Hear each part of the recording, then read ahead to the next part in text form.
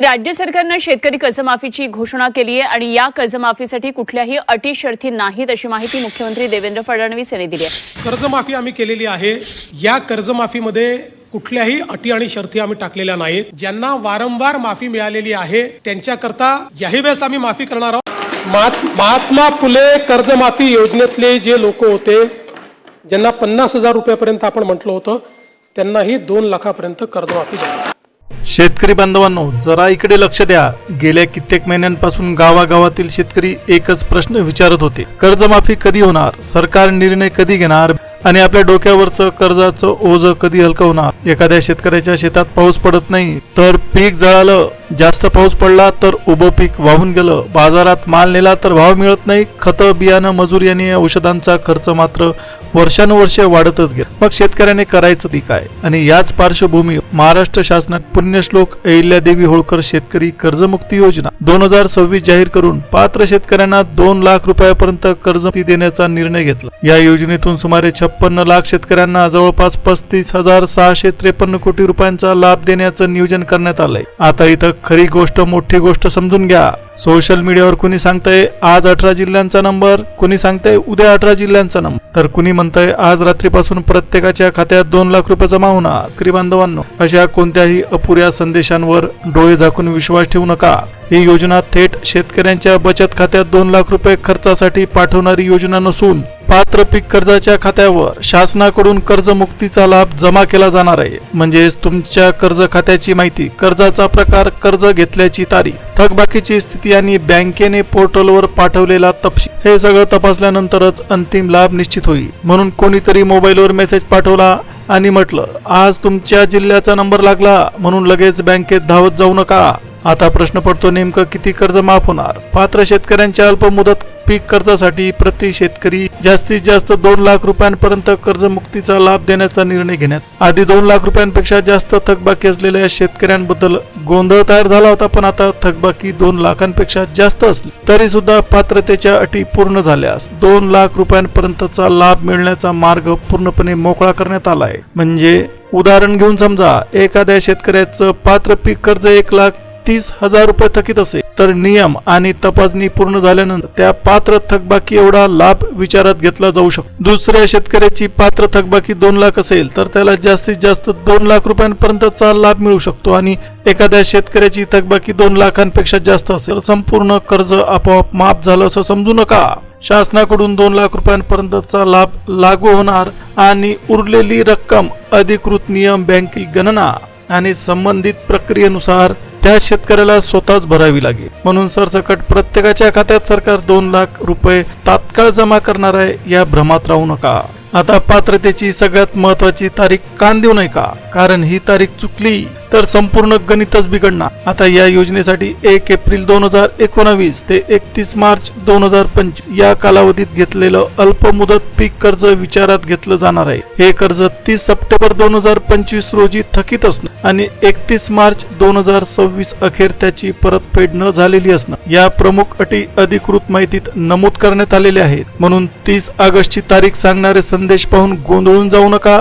अधिकृतरित्या नमूद केलेली महत्वाची थकबाकी तारीख 30 सप्टेंबर 2025 अशी ठरते। आता आपल्या गावाकडच्या भाषेत याचा अर्थ तुम्ही शेतीसाठी पीक कर्ज घेतलं, ते पात्र कालावधीत घेतलं, संबंधित तारखेला ते थकीत राहिलं आणि पुढील निर्धारित तारखेपर्यंत त्याची परतफेड झाली नाही तर बँकेकडील नोंदीनुसार तुमचं प्रकरण तपासणीसाठी विचारात घेतलं जाऊ शकतं। पण तुम्ही घर बांधण्यासाठी कर्ज घेतलं, गाडी खरेदीसाठी कर्ज घेतलं, वैयक्तिक कर्ज घेतलं किंवा धंदा करण्यासाठी कर्ज घेतलं तर त्याला पीक कर्ज समजून त्या कर्जमुक्तीचा लाभ तुम्हाला भेटेल। या ठिकाणी पीक कर्ज हा शब्द खूपच महत्वाचा ठरणार। आता दुसरा मोठा प्रश्न, कोणत्या बँकांचं कर्ज विचारात घेत? फक्त जिल्हा मध्यवर्ती सहकारी बँकेचं कर्ज घेतलं असेल तरच लाभ भेटणार आहे असा गैरसमज अजिबात करून घेऊ नका। हाती आलेल्या माहितीनुसार राष्ट्रीयकृत बँका, व्यापारी बँका, खाजगी बँका आणि जिल्हा मध्यवर्ती सहकारी बँकांमधील पात्र कर्ज खात्याची माहिती वापरून लाभार्थी निश्चित करण्याची प्रक्रिया राबवायला सुरुवात झालेली आहे। मात्र माझी बँक यादीत आली म्हणजे माझं 100% कर्ज माफ होणार असं समजून चालणार नाही। बँक पात्र असण्यासोबत तुमचं कर्ज अल्पमुदत पीक कर्ज असणं, तारीख आणि थकबाकीचे निकष पूर्ण होणं, खात्यातील नाव आणि आधार मधील नाव जोडणं तसेच डिजिटल नोंदी व्यवस्थित असणं गरजेचं ठरतं. आता इथं आणखी एक मोठा निर्णय शेतकऱ्यांच्या बाजूने घेण्यात आला आहे. महात्मा ज्योतिराव फुले शेतकरी कर्जमुक्ती योजनेचा पूर्वी लाभ घेतलेल्या शेतकऱ्यांबद्दल सुरुवातीला 50,000 रुपयांच्या लाभाची मर्यादा ठेवण्यात आली. त्यामुळे जुन्या योजनेचा लाभ घेतलेल्या अनेक शेतकऱ्यांमध्ये नाराजी आणि गोंधळ निर्माण झाला होता. पण आता ती 50,000 रुपयांची मर्यादा काढून टाकण्यात आली आहे आणि अशा पात्र शेतकऱ्यांना सुद्धा नव्या योजनेअंतर्गत 2 लाख रुपयांपर्यंत कर्जमुक्तीचा लाभ मिळण्याचा मार्ग मोकळा करण्यात आला आहे. 50,000 रुपये प्रत्येक नियमित कर्जदाराच्या खात्यात विनाअट जमा होणार असं समजू नका. पात्र कालावधी, कर्जफेडीची नोंद, बँकेने अपलोड केलेला डेटा, ॲग्रीस्टॅक नोंदणी, शासनाच्या अंतिम तपासणीनंतरच लाभ निश्चित. आता पुढचा मुद्दा सर्वात महत्त्वाचा, फार्मर आयडी कार्ड. शेतकरी बांधवांनो, ॲग्रीस्टॅक फार्मर आयडी म्हणजे फक्त आणखी एक कार्ड नाही. भविष्यात शेतकऱ्यांच्या जमिनीची ओळख, त्याची माहिती, शासकीय योजना, पीक कर्ज अनुदान आणि वेगवेगळे लाभ एका डिजिटल ओळखीशी जोडण्यासाठी हा क्रमांक अत्यंत महत्त्वाचा ठरेल. कर्जमुक्ती आणि प्रोत्साहनपर लाभासाठी ॲग्रीस्टॅक नोंदणी बंधनकारक असल्याचं शासनाच्या अधिकृत माहितीमध्ये स्पष्ट करण्यात आलंय. म्हणून अजून सुद्धा तुमचा फार्मर आयडी कार्ड तयार झालेला नसेल तर नंतर बघू म्हणून काम पुढे ढकलू नका.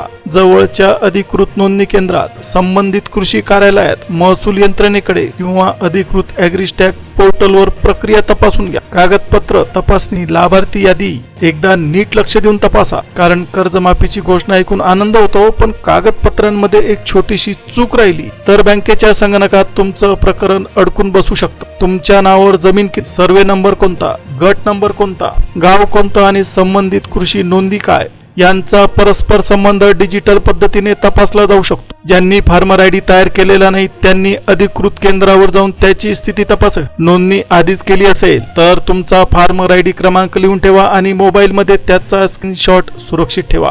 फक्त बचत खात्याचं पासबुक घेऊन बँकेत जाऊ नका. तुमचं पीक कर्ज कोणत्या खात्यात दाखवलंय, कर्ज खातं क्रमांक काय, कर्ज मंजुरीची तारीख कोणती, मूळ रक्कम किती आणि सध्याची थकबाकी हे स्पष्टपणे समजून घ्या. आता चौथी गोष्ट लक्षात घ्या, 7/12 उतारा आणि जमिनी. तुमच्याकडे नवीन डिजिटल 7/12 असेल तर त्यावरील नाव, क्षेत्रफळ, गट क्रमांक आणि खाते क्रमांक नीट तपासा. वारस नोंद बाकी असेल, जमीन अजूनही वडील किंवा आजोबांच्या नावावर असेल आणि कर्ज दुसऱ्या व्यक्तीच्या नावावर घेतलेलं असेल तर तपासणीमध्ये प्रश्न निर्माण होऊ शकतो. अशा वेळी घाबरू नका, पण संबंधित तलाठी, मंडळ अधिकारी किंवा तहसील कार्यालयाशी संपर्क साधून योग्य प्रक्रिया समजून घ्या. 5वी महत्वाची गोष्ट म्हणजे मोबाईल क्रमांक. बँकेत दिलेला मोबाईल क्रमांक बंद झाला असेल, हरवली असेल किंवा नंबर दुसऱ्याच्या नावावर असेल तर तातडीने अपडेट करून घ्या. कारण पात्रता, पडताळणी, आधार व्हेरिफिकेशन किंवा खात्यातील बदलाची माहिती SMS च्या माध्यमातून मिळू शकते. तुमच्या गावात एखाद्या व्यक्तीचं 3 लाखांपेक्षा जास्त उत्पन्न असेल तर नाव कापलं जाणार असं सांगितलं जातंय, तर त्याला अधिकृत शासन निर्णय दाखवायला सांगा. कागदपत्रांची तयारी करा, पण अफवेवर आधारित कोणताही अंदाज काढू नका. आता सगळ्यात महत्त्वाचा आणि मोठा प्रश्न, लाभार्थी यादी कुठे पाहायची? अधिकृत यादी जाहीर झाल्यास ती शासनाच्या अधिकृत संकेतस्थळावर, संबंधित योजनेच्या पोर्टलवर, बँक शाखेत किंवा गाव पातळीवर अधिकृत कार्यालयात उपलब्ध करून दिली जाऊ शकते. काही ठिकाणी ग्रामपंचायत, सेवा सहकारी संस्था, तलाठी कार्यालय किंवा बँक शाखेत पात्र लाभार्थ्यांची माहिती उपलब्ध होण्यात राहते. पण अंतिम निर्णय कोणत्या माध्यमातून कळवला जाणार हे अधिकृत सूचनेनंतरच स्पष्ट होईल. महाराष्ट्रातील मराठवाडा असो, विदर्भ असो, खानदेश असो, कोकण किंवा पश्चिम महाराष्ट्र असो, लाभ जिल्ह्याच्या नावापेक्षा पात्र कर्ज खातं बँकेची माहिती अधिकृत तपासणीवर अवलंबून राहील. अहमदनगरच्या शेतकऱ्याचं कर्ज असो की अमरावतीच्या शेतकऱ्याचं कर्ज असो की यवतमाळच्या शेतकऱ्याचं कर्ज असो, अंतिम निर्णय पात्रतेच्या नियमानुसार होणार आहे. म्हणून कोणत्याही जिल्ह्याचं नाव व्हिडिओमध्ये ऐकलं नाही म्हणून निराश होऊ नका आणि तुमच्या जिल्ह्याचं नाव ऐकलं म्हणून उद्याच कर्ज खातं शून्य होईल अशी खात्री सुद्धा धरू नका. खरी माहिती बँक खात्यातील नोंद आणि अधिकृत यादीत समोर येईल. तुमचं पात्र कर्ज 80,000 रुपये असेल तर 2 लाख रुपये हातात मिळतीलच असं समजू नका आणि तुमचं कर्ज 3 लाख रुपये असेल तर संपूर्ण 3 लाख आपोआप माफ होतील असा सुद्धा निष्कर्ष काढू नका. अंतिम लाभ शासनाच्या नियमानुसार आणि बँकेच्या तपासणीनंतर. आता 6वी गोष्ट सुद्धा लक्षात घ्या, ज्याने जुन्या कर्जमाफीचा लाभ घेतला त्याला आता कोणताही लाभ भेटणार नाही. प्रत्येक योजनेचे नियम वेगळे. पूर्वी लाभ मिळाला म्हणून आपोआप अपात्रता ठरत नाही, तसेच पूर्वी लाभ मिळाला म्हणून नव्या योजनेत आपोआप पात्रताही ठरत नाही. कागदपत्र तयार ठेवा, अधिकृत माहितीवरच विश्वास ठेवा आणि आपल्या मेहनतीचा, कष्टाचा हक्क कोणाच्याही हवाली करू नका. शेतकरी बांधवांनो, ही माहिती महत्त्वाची वाटली तर गावातील इतर शेतकऱ्यांपर्यंत सुद्धा पोहोचवा. कारण खरी माहिती शेअर करणं म्हणजे प्रत्येक व्हिडिओ पुढे पाठवणं नाही, तर एका शेतकरी कुटुंबाला आर्थिक फसवणुकीपासून वाचवणं आहे. व्हिडिओ आवडला तर व्हिडिओला लाईक द्या, चॅनलला सबस्क्राईब करा, जवळच असलेल्या बेल नोटिफिकेशनला ऑल वर सेट करा. आता आपण पुन्हा भेटूया एका नवीन अपडेटसह, नवीन माहिती. तोपर्यंत धन्यवाद.